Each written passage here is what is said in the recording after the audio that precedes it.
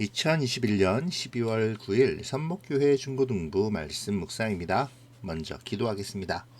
좋으신 하나님 감사합니다. 우리에게 말씀을 주시고 그 말씀을 묵상하며 주님과 가깝게 교제하게 하시니 감사합니다.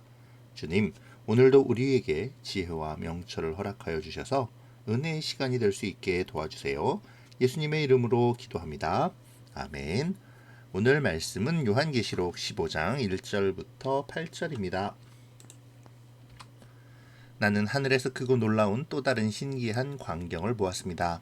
일곱 천사가 마지막 재앙인 일곱 재난을 내릴 준비를 하고 있었습니다. 이 재난이 끝나면 하나님의 진노도 끝이 날 것입니다. 나는 불이 섞인 유리바다와 같은 것을 보았습니다.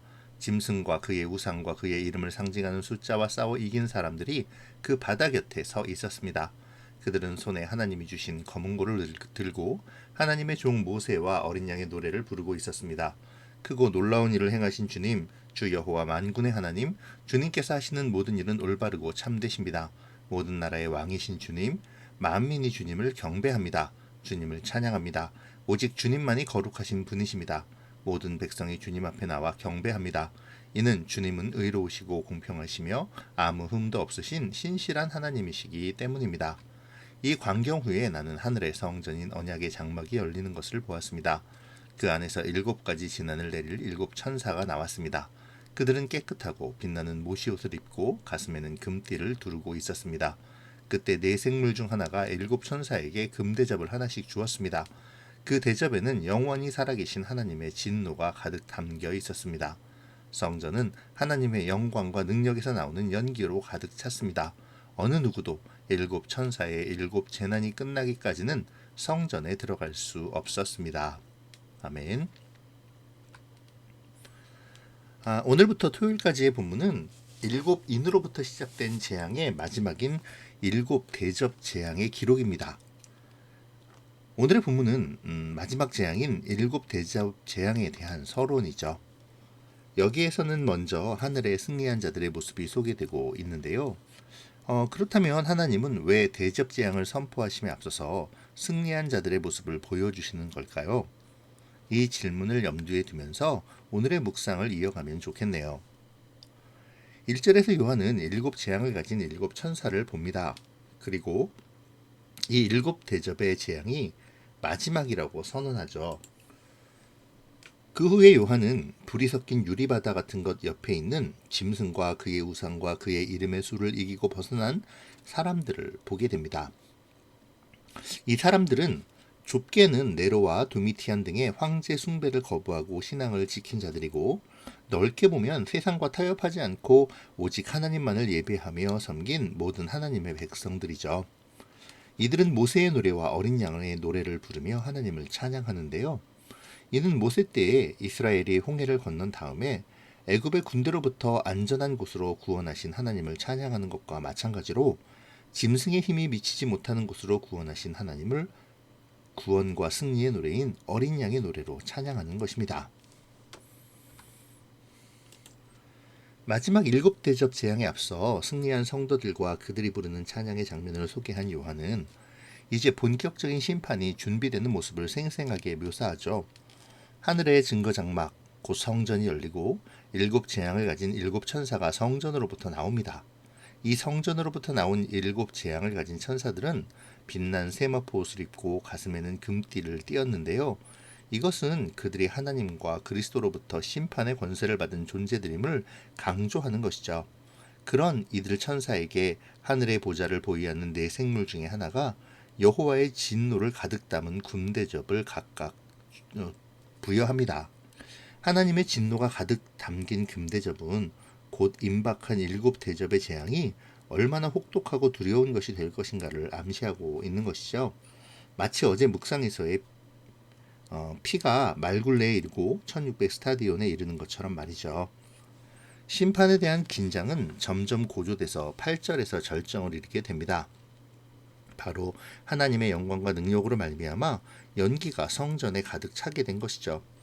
이는 제사장이 성소에서 나올 때에 구름이 여호와의 성전에 가득하고 제사장이 그 구름으로 말미암아 능히 서서 섬기지 못하였으니 이는 여호와의 영광이 여호와의 성전에 가득함이었더라라는 열왕기의 말씀을 떠올리게 합니다. 또한 에스겔 10장에서 이스라엘의 심판을 위해 하나님께서 성전을 떠나실 때에 구름이 안뜰과 성전을 가득 채우는 장면을 떠올리게도 하죠. 성전에 가득한 연기는 하나님이 가지신 거룩한 심판의 의지를 상징합니다. 이제 하나님께서는 영광 가운데서 하나님을 대적한 세상을 향한 하나님의 진노를 쏟아 놓으시겠죠. 그 진노는 아무도 막을 자가 없습니다. 그 진노의 심판이 끝나기 전까지는 그 누구도 성전으로 들어갈 수 없죠.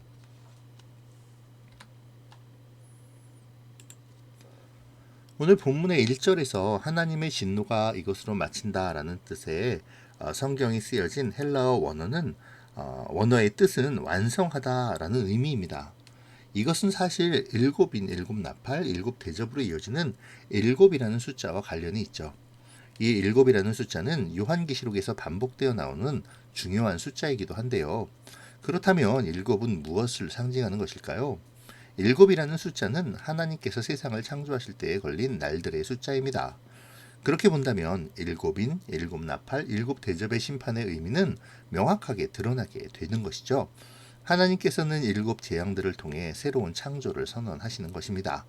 하나님께서 이 세상을 심판하시고 재앙을 내리시는 것은 파괴하고 제거하기 위함이 아니라 새롭게 만드시기 위함임을 알 수 있는 것이죠. 그렇다면 나를 위한 심판의 목적 역시 명백히 드러나죠. 하늘의 보좌 앞에서 그 찬란한 유리바다 옆에서 심판을 바라보며 하나님을 찬양하는 새하늘과 새 땅의 백성으로의 소망과 정체성을 가지고 오늘을 힘차게 살아가게 하기 위함인 것입니다. 이 시간 말씀을 묵상하며 새로운 피조물로서의 나의 삶과 정체성에 대하여 묵상해 보면 좋겠네요. 이제 마지막 심판이 시작될 것입니다. 더 이상의 심판과 재앙이 없기에 이 진노의 심판은 더욱 거세고 혹독하겠죠. 이 심판을 통해 악한 세력은 괴멸될 것이고 그 싸움은 그리스도의 승리로 끝나게 될 것입니다. 핍박과 고난 가운데에서 끝까지 견딘 자들은 하늘의 성전에서 찬송을 드리지만 그들을 핍박하고 미혹하며 하나님을 조롱하는 자들은 하나님의 진노의 심판, 곧 마지막 화를 피할 수 없게 될 것입니다. 이는 지상에서 아직도 악한 세력과 싸우고 고난을 당하며 견디는 자들, 곧 영적인 전투를 싸우는 지상의 교회들에게도 기쁜 소식이 되겠죠. 그들에게는 이 진노의 잔이 부어지며 마지막 재앙이 임하는 것이 하늘의 군대, 곧 하나님의 군대가 도착해서 적이 패퇴함으로 이 전쟁이 승리로 끝나게 될 것임에 대한 선포가 되기 때문입니다. 유리바닷가에서 기쁨의 찬양을 부르는 자들은 곧 오늘날 선한 싸움을 치르는 우리의 소망입니다. 그러므로 우리는 현재의 싸움에 있어 힘들고 어렵더라도 기쁨의 찬송을 드려야 하죠. 견디고 버티는 삶이 아니라 승리하는 기쁨의 삶임을 깨달아야 합니다. 오늘 우리의 삶의 현재를 한번 생각해 볼까요? 지금 어떤 유혹 또는 어떤 위협이 나를 힘들게 하고 있습니까? 지금 세상에서 부딪히는 유혹이나 위협에 대하여 나는 어떻게 반응하고 있는지요? 오늘 우리의 삶이 신앙을 지키기 위해 버티고 견디는 삶, 그것만이 아니라 우리를 승리하게 하시는 하나님을 신뢰함으로 날마다 이기는 기쁨의 삶이 되어지기를 소망합니다. 이를 위해 하나님의 지혜를 구하는 그러한 이 묵상의 시간이 되어지기를 소망합니다. 기도로 마칠게요. 좋으신 하나님, 오늘 말씀을 통해 심판이 나에게 기쁨이자 소망임을 알게 하시니 감사합니다. 새로운 피조물로서의 정체성을 가지고 오늘의 삶을 살아가게 하시어서 심판의 혹독함을 두려워하고 우왕좌왕하는 것이 아니라 심판의 승리를 기뻐하며 승리의 삶을 살아가는 오늘이 되게 도와주세요. 예수님의 이름으로 기도합니다. 아멘. 사랑하고 축복합니다.